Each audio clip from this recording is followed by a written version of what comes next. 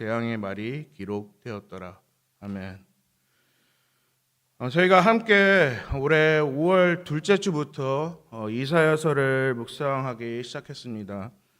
이사야서를 다음으로 이제 시작해서 이 예언서가 이제 총 5권이 이 구약에서 저희는 찾아볼 수 있습니다. 총 합쳐서 17권이라는 이 예언서들 중 이 대예언서와 또 예언서로 나눠져 있는데, 이 대예언서는 이 이사야, 저희가 묵상한 이사야, 예레미야, 그리고 이번 주에 끝난 에가, 그다음 오늘부터 시작할 이 에스겔, 그 다음으로는 이제 다니엘서가 있습니다. 천주교에서는 이거를 총 18권이라고 하며 거기에 바룩이라는 책을 이제 포함되어 있습니다. 이렇게 구약 성경에 이제 39권의 이제 저희가 구약 성경에서 묵상하면서 때로는 어디에서부터 어떻게 읽어야 되는지, 또한 읽는 부분에서 또 반복되는 역사의 내용을 볼 때는 때로는 저희가 헷갈릴 때가 많이 있습니다. 이처럼 구약 성경에는 각기 다른 장르들이 있지만 중요한 것은 바로 이 성경의 이 연대순으로 저희가 따라서 묵상하기보다는 장르별로 이 배열된 핵심 내용을 따라가는 것이 중요하다고 저희는 배웠습니다. 즉, 기록된 시기 순서보다 역사의 내용을 기준으로 따라 묵상하는 그것이 이 성경의 이 오리지널 이 원칙이라 말씀해 주시고 계십니다. 또한 예를 들어 예레미야서는 이 바벨론 포로기 직전과 포로기 중에 기록된 예언서였지만, 이제 오늘부터 저희가 묵상할 이 에스겔 이 예언서는 이 이후부터, 포로기 이후부터 이어지는 내용에 대해서 전해주고 계십니다. 이런 배열된 원리를 저희가 알면 구약 성경의 내용의 흐름을 저희가 쉽게 이해할 수 있고 따라서 묵상하게 됩니다. 오늘부터 묵상하는 이 예언서의 세 번째 책인 이 에스겔서는 이 역사서의 이 중간 시대를 바탕으로 이스라엘을 위한 하나님의 심판과 회복, 또한 그분의 구원의 계획을 이 연속적으로 이 에스겔을 통해서 말씀해 주십니다. 또한 더 중요한 메시지는 바로 신약 시대에, 저희가 살고 있는 신약 시대에 오실 메시아 주 예수 그리스도의 오심을 가리키고 계십니다. 에스겔서에서도 계속해서 하나님의 영광을 중심으로 전개되어 있는 예언서입니다. 이 예레미야가 이 유다 멸망 직전에 예루살렘에서 사역했다면, 오늘 시작하는 에스겔은 이 바벨론에 끌려간 포로들 가운데서 이제 하나님의 부르심을 받아 이제 사역에 쓰여진 이제 종의 이야기입니다. 저희가 에스겔서를 통해 배워야 되는 부분은 바로 이 에스겔 선지자의 이 고된 포로 생활 중에서도 그는 하나님을 의지하며 여전히 주님이 맺어주신 이 언약을 끝까지 하나님께서 인도해 주시고 또 바로 심판과 회복이 있을 거라는 그 희망을 이제 백성들에게 전해 줍니다. 그러면 함께 말씀을 보겠습니다. 에스겔서 1장에서 이제 바벨론 포로지에서 이 제사장의 가문에 있던 이 에스겔을 하나님은 부르시는 장면을 보게 됩니다. 또한 1장에서 하나님께서는 이 포로된 땅에서도 에스라를 불러주시며 또 에스겔에게 여러 가지의 환상을 보여주시게 됩니다. 첫 번째 환상은 이 4가지의 생물, 사람, 사자, 소, 독수리의 모습을 한 이 생물들을 보여주시고 또 하나님의 그 의미는 하나님의 능력과 왕권 또한 하나님의 다양한 지혜를 의미하고 있습니다. 두 번째 환상은 이제 눈이 많이 달려 있는 바퀴들을 보여주십니다.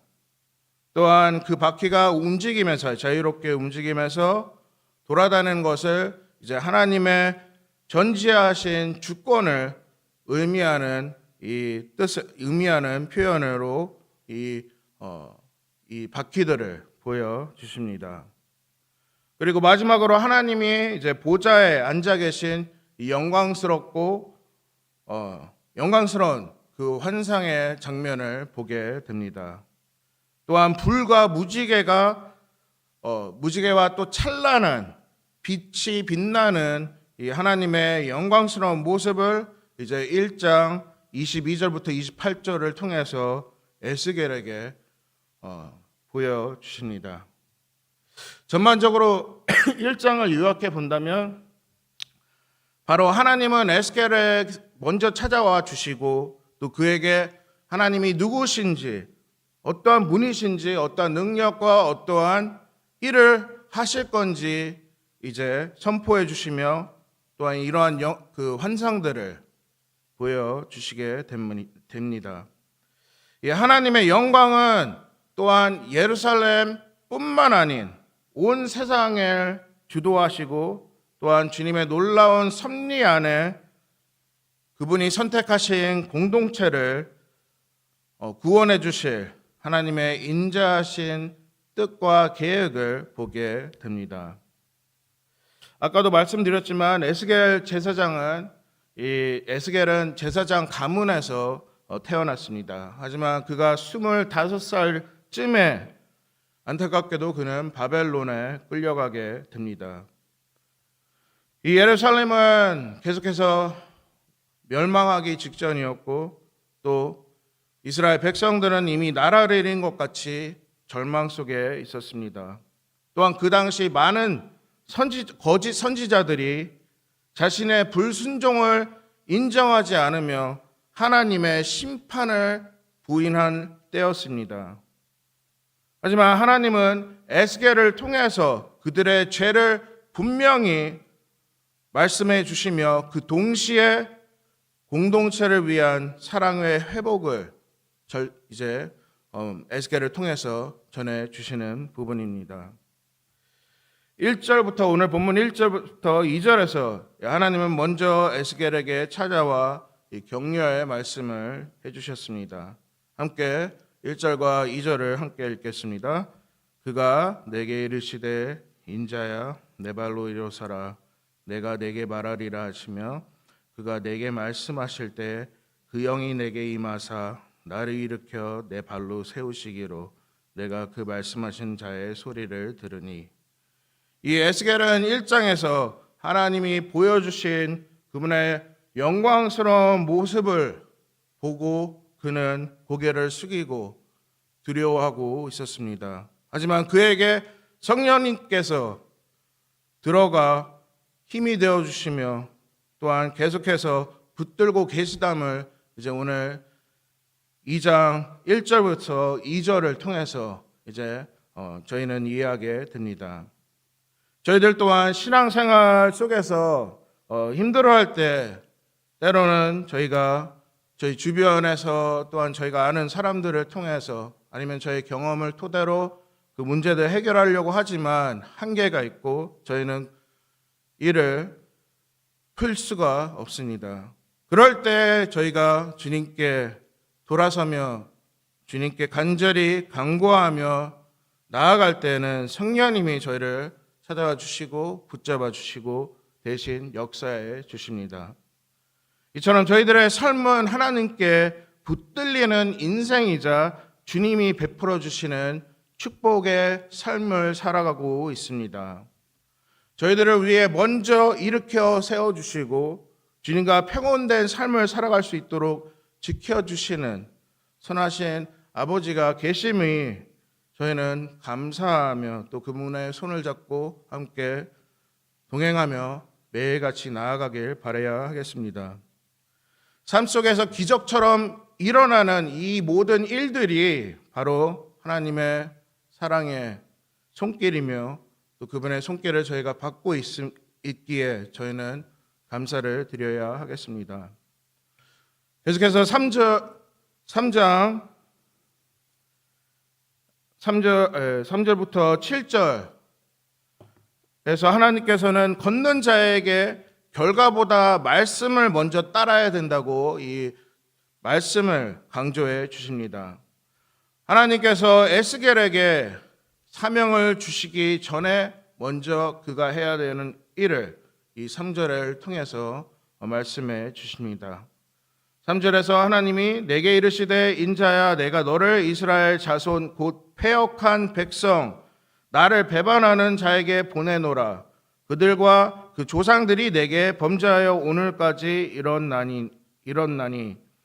여기서 하나님은 이스라엘의 이 단순한 그들을 죄인이라고 부르시지 않으시고 패역한 백성이라고 말씀하십니다. 그 의미는 그들이 의도적으로 하나님을 거부했고 또 반항했던 그들의 마음을 이제 가리키고 계십니다.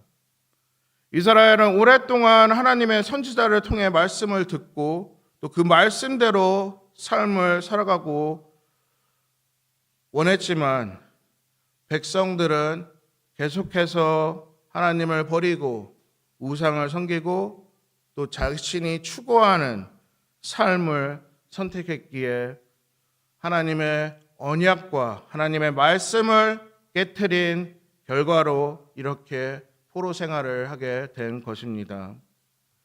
출애굽을 통해서 그들을 구원해 주셨지만 그들은 다시 과거의 죄에 엉켜 다시금 이렇게 포로의 삶이 되게 된 것입니다. 하지만 여기에서 놀라운 사실은 그런 죄인들을 하나님은 또다시 선지자를 보내서 하나님의 은혜와 또 자비를 베풀어 주실 것을 선포해 주십니다. 계속해서 불순종하고 또 돌아섰지만 하나님은 그들에게 계속 기회를 주시며 이 자성하신 또 마음이 넓으신 하나님의 마음을 보게 됩니다. 저희들 또한 보통 인간관계 속에서 저희가 믿고 있는 사람들이나 친한 사람들에게 거절을 당하면 결국 저희들은 그들의 관계를 끊게 됩니다. 하지만 하나님은 포기하지 않으시고 그들의 죄를 눈감아 주시며 끝까지 회개하고 돌아오시기를 바라며 사랑해 주셨습니다. 주님의 자식들과의 이 언약, 이 관계, 약속에 항상 신실하신 모습을 말씀을 통해서 저희에게 당부해 주십니다. 또한 6절을 보시면 하나님께서 반복해서 말씀해 주시는 부분이 있습니다. 함께 6절을 읽겠습니다.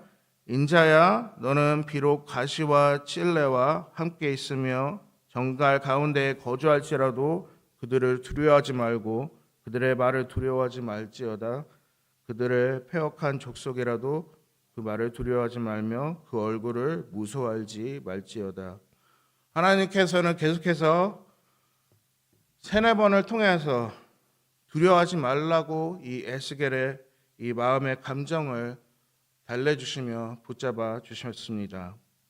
이 9절에서 하나님이 이 백성들을 칠레, 가시, 정갈이라고 비유해 주신 의미를 보시면 그들은 하나님에게 전하는 이 하나님의 종들에게 상처를 주고 또 대적하는 존재를 이제 이 예화를 통해서 표현해 주신 것입니다. 하나님의 말씀을 붙드는 사람은 언제나 세상 속에서 멸시를 받게 되며 또 하나님은 무슨 일이 생기더라도 에스겔과 함께 계실 거라고 약속해 주시며 두려워하지 말라고 전해 주십니다. 본문 마지막 8절부터 10절에서 하나님은 에스겔에게 두루마리, 즉 하나님이 말씀해 주신 말씀을 마음에 품고 나아가라고 당부해 주십니다. 추후 저희가 묵상을 하면서 배우겠지만 에스겔은 자신의 생각보다 하나님의 말씀을 먼저 생각하고 따랐던 자였습니다. 왜 그가 하나님의 말씀을 그렇게 소중하게 여겼던 이유를 생각해 보자면 에스겔은 하나님의 말씀이 생명이라는 사실을 알고 있었기 때문입니다. 다시 한번 말씀드리겠습니다. 에스겔은 하나님의 말씀이 생명이라는 사실을 알고 있었습니다. 예수님도 말씀하시길 사람이 떡으로만 살 것이 아니요 하나님의 입에서 나오는 모든 말씀으로 살 것이라고 마태복음 4장 4절에서 말씀해 주셨습니다. 저희들 또한 삶 속에서 말씀을 단지 읽고 지식적으로 이해하거나 끝나는 것이 아닌 그 말씀을 저희들의 삶의 한 부분이 되어야 하고 그렇게 대임으로 저희가 함께 하나님과 걸을 수 있게 됩니다. 무슨 어려운 환경 속에 있더라도 주님과 함께 걸을 수 있다면 주님은 저희의 이 복잡한 마음을 정리해 주시고 평안을 주십니다. 말씀을 정리합니다. 사랑하는 저희 킹스턴 성도 여러분, 한 가지 당부드리고 싶은 말씀은 저희가 주일만 말씀과 또 예배를 드리고 있지만 주중뿐만 아니고 매일같이 하나님의 말씀을 묵상하고 그 말씀을 가족들과 함께 나누시길 바랍니다. 말씀이 저희 안에 거하면 저희는 어디서든 하나님과 함께 걷게 됩니다. 에스겔은 화려한 사명을 받은 사람이 아니었고 그는 대신 하나님과 함께 걷는 사람이 되려고 노력했던 자입니다. 오늘 저희가 살아가는 세상은 바벨론처럼 변화되고 있고 곧 심판받게 되지만 한 가지 확실한 점은 주님과 함께 걷는 자에게는 두려움이 없을 것이라고 말씀해 주십니다. 그러기에 오늘 아침에도 변함없이 저희와 함께 동행해 주시는 주님의 사랑에 감사를 드리고 찬양 드립니다. 오늘 아침에도 저희들을 이끌어 주시는 성령님을 신뢰하고 의지하는 겸손한 하나님의 공동체가 되시기를 주님의 이름으로 축복드립니다. 이 시간에 몇 가지 기도 제목들을 가지고 중보기도